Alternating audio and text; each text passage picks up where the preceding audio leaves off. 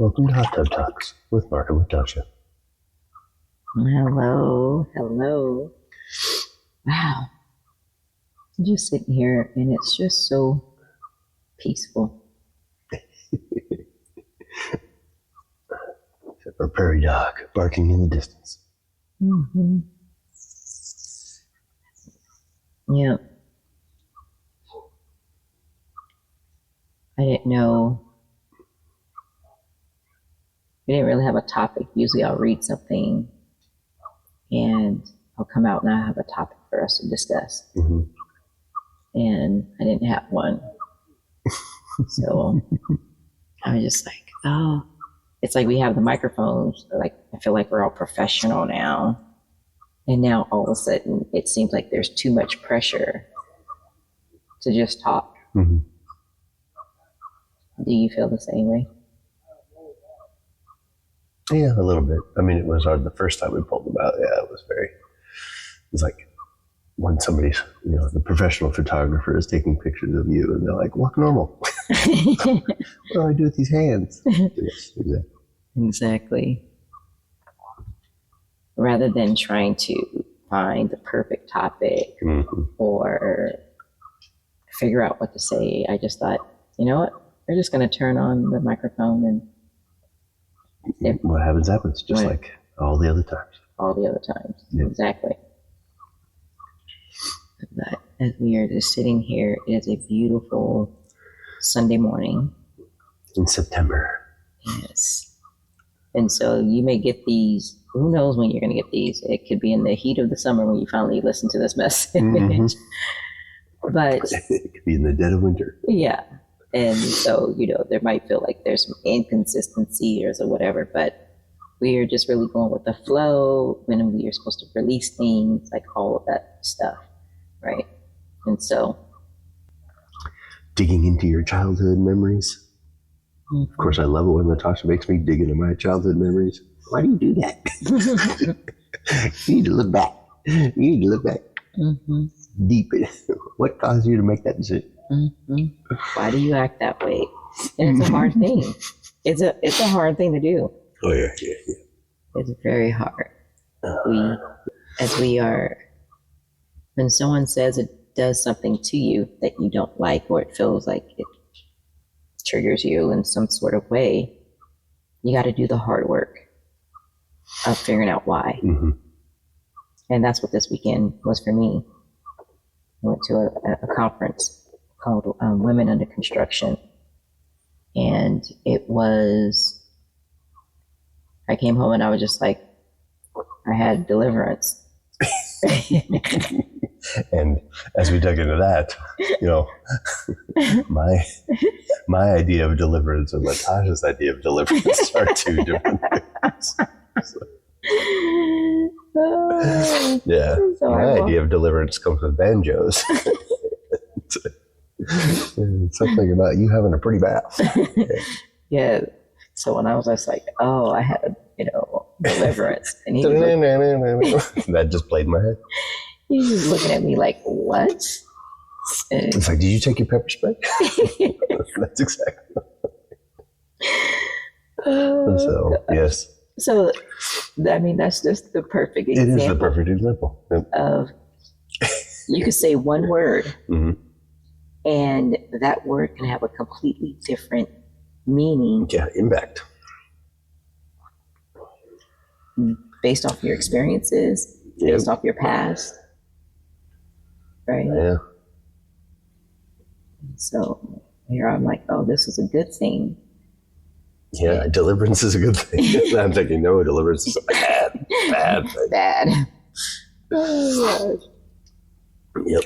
It's like, oh, you were in the wrong part of town. There was like, I'm trying to figure out like, oh, well, was there just a bunch of like, you weren't in the hillbilly part of town, but I'm like, oh, were they just like, did they have no teeth? Were there just a bunch of people that are like, like, what is going on? Yeah. Yep. Who said what to you? Yeah, exactly. Mm-hmm. And so, thinking back, what shaped in my youth, what shaped my perception of the word deliverance? Mm-hmm. Yeah. And so what words, if you think about it right now, and if you think about your significant other or your relationship with a friend or whatnot, it's like, what are the things that they say that has like a negative connotation for you? Oh no, I'm not gonna even go there. No, that's too deep. Oh really? Yeah, that's too deep. I'm not ready to get that deep just quite yet. Okay. I feel like I have to, this was the thing that I was talking about. For me, also things you have to learn about yourself, right? We talk about how when you get into business or how it exposes those things in your life. That's what we're talking about. Yeah. Exposes things about you that you need to learn. And it's different for everyone. Yeah. So if you see something and they say, oh, you need to be more aggressive, or they're not talking to everyone. Yeah. They're talking to people who typically came back and don't go out. Yeah. Again, the 2/3 of the population that aren't disagreeable or low on the agreeability scale. Right. And so learning about yourself and what is it that you need to learn. And when you come up against that opposition or you come up against something, it's like a mirror being held, and you have to take an honest look at yourself. And one of my things that I have had to learn was I would overshare with the wrong people or in the wrong setting. And so in that moment, thinking that I'm being vulnerable, and it was like, oh, that's too much, too fast. Yeah. Not the right setting. Fine if it's just my husband and I, and it is just us. But now I have to be mindful that there could potentially be an audience, someone who's just not family, that may be listening to us, and just being sure. Are these just recorded for my mom so she can feel closer? Is that it? Yes. But maybe somebody else you, will Barbara. Yes. Your mom shares out my posts. You don't share my posts, so that means she loves me more. I thought I was just supposed to like your posts. Yeah, you of course. I said the minimum. Minimum. Oh, okay. The minimum you can do is like it. Yep. I thought that served the same purpose. Maybe it doesn't in the algorithm. Yeah, your mom likes it and she shares it out. And she always gets a heart every time she does it. Oh, okay. Thank you. Yeah, well, I also heart her stuff when she shares out your stuff. So. Yes, you do that. Anybody who shares your stuff, I heart it. Yeah, okay. So anyway, back to you oversharing all the time. Everybody's your best friend right off the bat. Yes. Your besties for life. BFFs. BFF. I make friends easily, and one of my love languages is words of affirmation. So if you're like, oh my gosh, Latasha, you're great. Oh my God, you love me. Oh yeah, here's my deepest, darkest secrets. Yeah. And I've had to stop doing that. And really, people have to earn their way into the inner circle. And I know people are like, what? You got to earn? It's like, no, yeah, you got to earn your way. This is why when you play video games, they don't just send you to the deepest, darkest pits to get the reward. You got to work. You don't start at the boss. Yeah, you got to work your way up. Are you even worthy to even be in front of the boss? No, you got to spend days kicking crab chicks. Yes. And so take you back to World of Warcraft. There you go. Have some nostalgia for people. Oh yeah, you guys. We have such a diverse background in all the things that we do. So you'll get some references from all over. I know if you're like, I don't understand what he's talking about, it's okay. Don't worry about it. Or if you don't understand something that I'm talking about, it's okay. There'll be video game references. There'll be club references. There'll be song references, movie references, parenting, relationships. But I think that's what makes us so unique is the fact that we are. Yeah, there'll be business references. There'll be Yes, we are opposite. Science references, religious references. Mm-hmm. And we came from vastly different backgrounds, right? But the one thing that has definitely brought us together is love.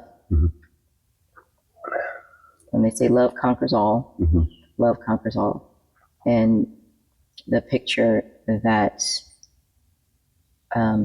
Ripple Effect Media, Roland, took of us sitting on the bench and you're holding me. Where he said his kryptonite was seated pictures. Like on the bench. He's like, oh my gosh. And we were like, I just can't take seated pictures. I was like, we got you. We're going to give you a good one. We're going to make this happen. And so, tossing my head back and I'm leaning back and it's just, again, perfectly us. And the scripture that popped in my head is Colossians 3:14. Above all these things, put on love, because it is the bond of perfection. Oh, nice. Yeah. Nice. And for us to come together from our different backgrounds and to have the hard conversations, because we didn't talk about everything. From race to religion, everything. Yeah.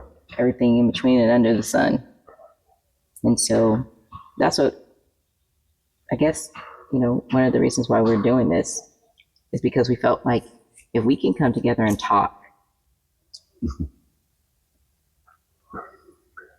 people can hopefully learn from us. And have fun along the way. And definitely have fun along the way, because we're all about having fun. Having fun. Yep, exactly. In the hot tub. Let it all out. There you go. Yeah. So, you oversharing. And that's part of my hot tub talk requirement, is to bring Latasha back to what she was originally talking about. To remind her of what the topic was. Oversharing. Yes. Knowing when it's actually a relatively safe time to share and how deep, instead of you just 30 seconds after meeting somebody, they're your best friend and you want to tell them all open up the Latasha handbook. Like, here, let me tell you all about me so you know how to deal with me. At least that's the way I look at it, right? How do you see it? Well, I think there's a difference between telling people how to deal with you, because it's kind of like the rules of engagement. I got to let them know that. But my oversharing was when I attached myself to them. They became something, I put them in a position in my life that they maybe weren't even quite ready for, or that they didn't, kind of earn. It's just like the TP analogy, right? It's like all of a sudden, instead of a pillar, you are who you are, you're holding up who you're holding up. It's like, now you're leaning against me. I've given you this position in my life. And if they pull back, then it's like you feel weaker for the engagement. Or is that too far? Yeah, that ends up going down the line. But yes, that's part of it. But this is more of, if I just opened up the front door and invited someone that I didn't know in to the house. And you'd be like, well, who is this? I don't know. But they're my bestie. They said they like me. Yep. Right? If you're inviting someone to your home, you want to at least kind of know them. So if I invited someone to our home, if you didn't know them and I automatically just kind of took them to our bedroom and we were just sitting there like sitting on the bed like we're just besties hanging out and having girl talk. Like that wouldn't be an appropriate, like even there's your face right now. Yeah. Like my you, face. yeah, my face. I'm picturing it in my mind. It's like, that's super weird. Exactly. Yeah. It is weird. And so, but that's what I was doing. I was taking people and just saying like, oh, you're my bestie. Come on in. We're going to sit in here and we're going to have girl talk or, you know, or just whatever. And I mean, and just the same for them. They may have felt uncomfortable. Like, why am I in here? Like, why, you know? And so now they're backpedaling like, okay, I got to go. Yeah. Like they didn't come to the house to, you know, be my bestie. Right. They thought they were just coming over for a, you know, friendly party. To get to know you. Get together or something like that. And so really just understanding those boundaries and understanding how people kind of move into your life and out of your life. And then there's some people like, you don't need to know my address. Yep. I will see you out on the street, wherever, but you don't need to know where I live, you know, kind of thing. And so that's what I'm saying. I had to get to that point with the oversharing. And so in that moment when I was still working on it, I'm still working on it. And you see how I had to catch myself because in that moment I was ready to invite our entire audience of one. Love you, Mom. Into, you know, the bedroom and come and sit down and just like, hey, let me tell you these dark things. Yeah. Exactly. And it was like, not the right setting. So those are the things as we have these discoveries. That's part of the tell-all book coming soon. That's not a tell-all, but it's definitely a story. It is definitely a story coming soon. And pre-orders on Amazon. Sorry. No. Shameless plug. No, I mean, it is what it is. We're going to feel our way through it. Take 2 of these. Little, yellow, different. Sorry. Wayne's World reference. Thank you, because I was like, I didn't get that one. All right. Wayne's World. We would never sell out. And he's all dressed in Adidas from head to toe. I'm hungry. He pulls open the Domino's pizza box. Oh, gosh. You know, and that just made a thought in my head. Is when, instead of saying where the references are from, when you have those references. And it's we'll give extra points for people who can write in the comments what the references. Exactly. Like, hey, if you know what there'll be some swag on the line. Oh, we got to get some money before we can talk about swag. But we'll definitely give you a thumbs up. Yeah, we would love to see who could come up with the references. Yep. Like, where was that from? Exactly. So, yep. But that would make a great interaction. And as we grow, that'd be our thing. So I tell him things because he has a memory like a steel trap. It's just like once he has it, it's in there. And so he's like my human filing system.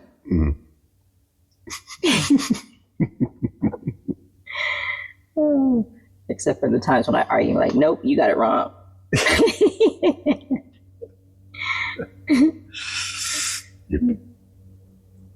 So, anyway. So, do you ever find yourself oversharing? No.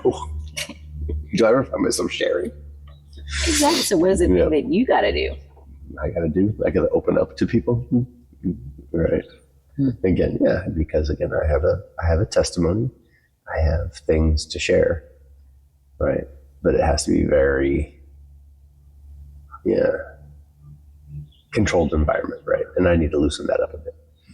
Right? So, usually it has to be one-on-one, or if we're talking with couples, right? Then I feel more comfortable, right? But still, it's never on the first meeting. It's never, just have to, so I need to work on,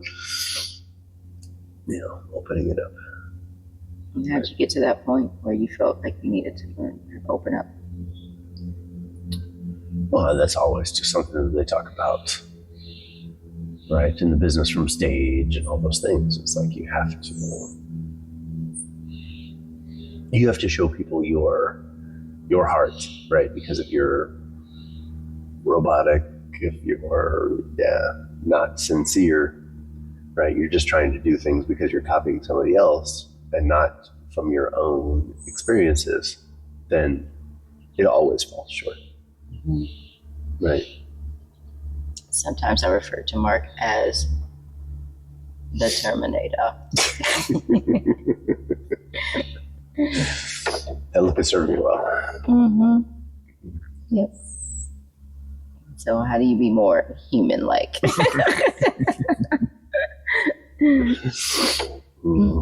Want to be a real boy.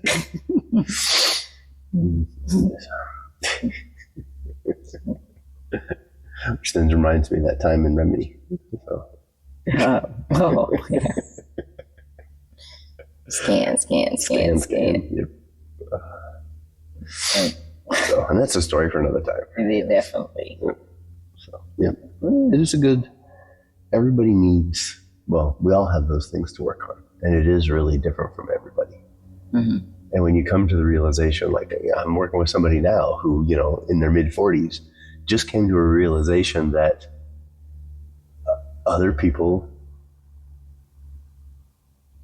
don't have the same capabilities. Mm-hmm. Right? Yeah. Some are better at some things, some are worse at some things. Mm-hmm. Right? And and they're really struggling with, and they have been for a long time, right? Mm-hmm. They're struggling with why aren't people doing things exactly like I'm doing them? Mm-hmm. It's like, well, everybody's different. Yeah. Right? And you may be asking somebody to do something that's not in their area of expertise. Mm-hmm. Right? And how do people normally act when they are working in their area of expertise, like something that just comes easy to them? Mm-hmm. Right? How do they? Yeah, they're relaxed, they're comfortable, they're mm-hmm. in their environment. In their environment, they're in their zone. They're confident. Mm-hmm. Right? Yeah. Yeah. Right. And so when something feels easy mm-hmm. to you, you just think everybody does it and everybody knows how to do it because it seems like it's common sense. Mm-hmm. But everyone's like, oh, it's just common sense. But it's really, is it common? Mm-hmm. Because what in the word, and then I just start going into words. Like, what does it mean by the word sense? Mm-hmm. Right? To me, it sounds like a feeling. What are you sensing? Mm-hmm. Right? All depends on how you spell it. I'm like, There's a lot of sense. There's a lot of sense. But is it common CENT? No. Okay, that's like the only sense I can spell. Oh my God. My husband is very, very smart. Yeah. But he can't spell worth a lick. And he is one of those reasons why autocorrect. Yes, autocorrect was created by computer engineers. Mm-hmm. Tired of trying to spell these words. Exactly. Stupid thing. Just do it for me. Yep. Mm-hmm. Mm. Just autofill. Yeah. So that's the best. I know. Every time it does autofill, then I purposely try to figure out a different way to say it. Yep. I didn't want to say that. Yeah, you can't predict me. Unpredictable. Extra points for what movie that's from. Hey. Yeah, there you go. So, yep. Yeah, maybe that's a question for my next pre-meeting, right? Is like, when did you discover that other people have their own? And there's a word for that, which I can't remember. Now that you built up my memory to everybody else, now I can't remember what the word is for. It's okay. When you come up with the. It's like, asking people to perform on demand. Exactly. Like, yep. You can't be thinking about it. Yeah, you can't be thinking about it. You just got to go with the flow. Yep. But yeah, so you realize that everyone doesn't have the same. They're not just NPCs, and they cease to exist once you stop looking at them. I know. Yeah, I can go down the rabbit trail, but I'm not going to. Again, that's for another time. That's for another time. Okay. But I think that's a really great start, which is the thing that you're good at. You make it look easy. Yep. And it seems super easy to you. And it seems super easy to you. And what was my original message? Oversharing. Oh, yes, oversharing. Yep. Yeah. Not everybody's your BFF in 10 minutes. Yep. Just because they say you're great. Natasha, you're great. Yep. So, well, with that, it's time for us to move on to our next. Oh, we gotta get our day started. Get our day started. Oh, no.